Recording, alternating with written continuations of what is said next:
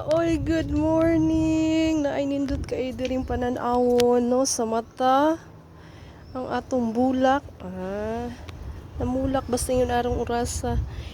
Daghan gyud sila og bulak. Nagkalain-laing color. Ang atong bulak. Wow, very nice, ha? Very nice. Nindot kayo siya, gwapa kaayo.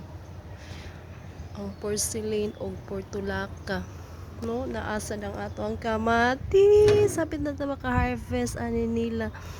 Naaragyoy mamunga ragyod, no, kung magtanom ragyod ka, mamunga man gyud na siya. Kung unsay imong gitanom, mo ginay mong anihon, di ba?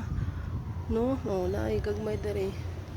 Muna kung nakay itanom nga di maayo, di sige na maayo mong anihon, di ba? Ana lagi na siyang life.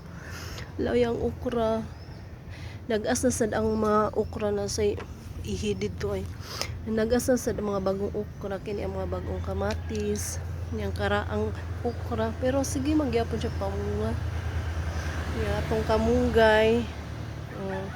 At least kung maglawoy ka, nakaikasagol, magtinuwa ka, manok manaog, isda na jud kay makuhaan, napatay sangig. Ang ato ang kuan agbati kay ako na siyang gihawanan dilang dapita, no? Ay, atong limonsito. Kagwapa. Gwapa nga kabuntagon. Nasud ang atong talong, excited ko kay daghan kay siyag bunga. Thank you Lord. Thank you Lord, dahag bunga atong talong. Mamunga na gyud sa dugayng panahon, no.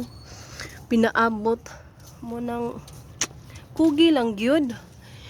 Kugi lang gyud, aya lang gyud mo kaguol nga kung karon wa pa na nihatag og bunga. Kung karon imong pag-ampo wa pa nagihatag ni Lord, magpaabot na gyud ta sa right time.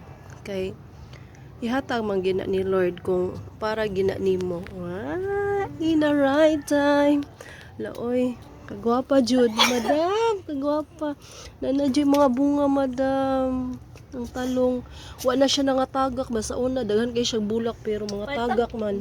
Isda kay sinigang to niyo. Mo lagi natay dahang tangkong. Amo niya ning kwaon kay para sinigang, ingon si madam. Sinigang. Ang nag-iisang dragon fruit ni madam usara sa bunga pagkakaron. Hopefully no mamunga pa na siya daghan.